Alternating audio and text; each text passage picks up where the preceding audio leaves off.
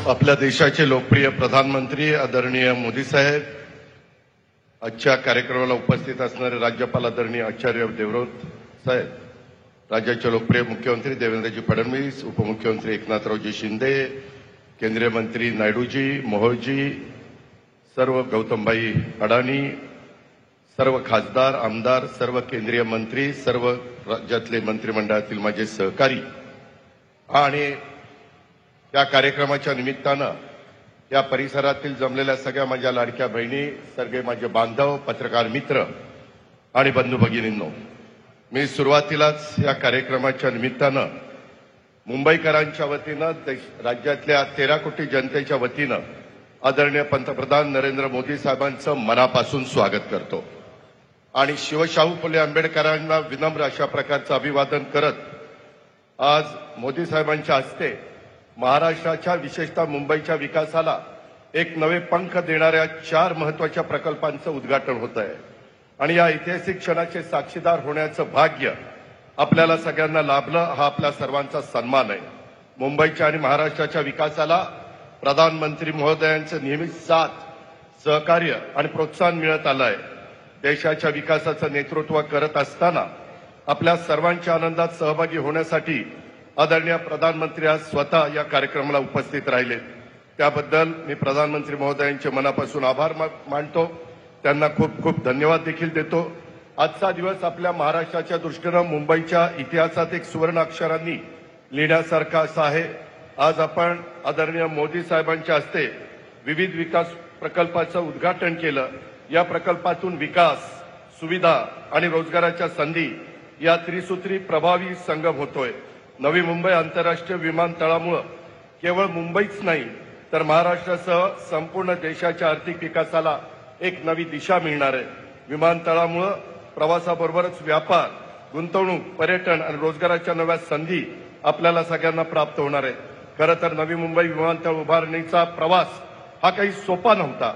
जमीन संपादनापासून ते विविध विभागाच्या परवानग्या, प्रशासकीय गुंतागुंती अशा अनेक अडचणींचा डोंगर आपल्या सगळ्यांच्या समोर उभा होता, परंतु राज्याचे कार्यक्षम मुख्यमंत्री, उपमुख्यमंत्र्यांच्या साथीनं आम्ही त्या प्रत्येक अडथळ्यावर मात केली। केंद्रीय शासनाच्या अनेक परवानग्या यासाठी आवश्यक होत्या, त्या तात्काळ मिळत गेल्या आणि हे सगळं शक्य झालं कारण आमच्या मागे आदरणीय मोदी साहेबांचं आणि केंद्र सरकार ठामपणे उभं होतं। कुलाबा बांद्रा सिप्स हा मार्ग सुरू झाल्याने शहराच्या दैनंदिन जीवनाला गती मिळणार आहे। ही भुयारी मेट्रो केवळ आधुनिक वाहतूक सुविधा नाही तर जगातल्या प्रगत शहरांच्या बरोबर वाटचाल करणाऱ्या मुंबईची ओळख आहे। दक्षिण मुंबईपासून उपनगरापर्यंतचा प्रवास आता अधिक वेगवान, सोयीस्कर, सुखकर आणि पर्यावरणपूरक होणार आहे। कप परेड, गिरगाव, काळबादेवी यासारख्या गर्दीच्या ठिकाणी प्रथमच थेट मेट्रो सेवेशी जोडली गेली आहे। प्रवाशांना कमी दरात अत्याधुनिक आणि सुरक्षित प्रवासाचा अनुभव मिळणार आहे। तसंच MMRDAने साकारलेलं मुंबई वन हे ॲप म्हणजे वन मुंबई वन ॲप या संकल्पनेची झलक आहे।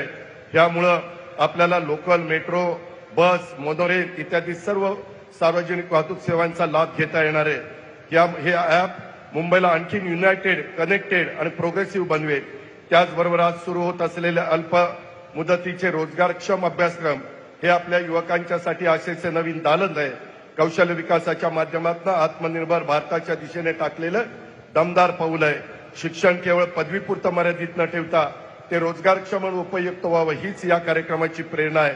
आदरणीय पंतप्रधान मोदी साहेबांच्या नेतृत्वाखाली गेल्या 11 वर्षात देशाने विकासाची नवी झेप घेतलेली आहे। विकसित भारत 2047 या ध्येयाकडे आपण वेगाने वाटचाल करतोय आणि महाराष्ट्र त्या प्रवासात अग्रस्थानी राहील याबद्दल आम्हाला पूर्ण विश्वास आहे। महायुती सरकारच्या माध्यमातून आम्ही पायाभूत सुविधा, उद्योग, शिक्षण आणि कौशल्य विकास या क्षेत्रात समन्वयाने वेगाने काम करतोय। मुंबई ही देशाची आर्थिक राजधानी। आज सुरू झालेले हे प्रकल्प म्हणजे राजधानीच्या विकासाला नवे पंख देणारे आहेत। महाराष्ट्राच्या सर्वांगीण विकासासाठी केंद्र आणि राज्य सरकार एकत्र काम करत आहे, ही आपली मोठी ताकद आहे। यंदाच्या अतिवृष्टीपुरामुळे शेतकऱ्यांचं मोठं नुकसान सहन करावं लागलेलं आहे। राज्य सरकारच्या वतीनं आम्ही त्यांना तातडीनं दिलासा देण्याचा पूर्ण प्रयत्न करतोय। 2 दिवसापूर्वीच राज्यामध्ये आदरणीय गृहमंत्री अमित भाई आलेले होते। आम्ही मदतीची मागणी केली, त्यावेळेस त्यांनी केंद्राकडे प्रस्ताव पाठवायला सांगितलाय। मला पूर्ण विश्वास आहे आदरणीय मोदी साहेब संकटाच्या या काळात महाराष्ट्राच्या मदतीचा हात देतील, कारण जेव्हा महाराष्ट्र हात देतो तेव्हा मोदी साहेब नेहमीच प्रतिसाद द्यायला पुढे असतात. आपल्याला हा विकासाचा रथ असाच पुढे न्यायचा आहे. आंखों में कई ख्वाब बाकी है, दिल में कई हसरतें बाकी है, मैं कैसे थक जाऊं, अभी कई मंजिलें बाकी है. विकासाचे अनेक टप्पे अजून गाठायचे, त्यासाठी आमचे प्रयत्न सुरू आहेत. मी पुन्हा एकदा मुंबईकरांचं अभिनंदन करतो आणि आदरणीय पंतप्रधान नरेंद्र मोदी साहेबांचे मनापासून आभार मानतो. धन्यवाद. जय हिंद, जय महाराष्ट्र.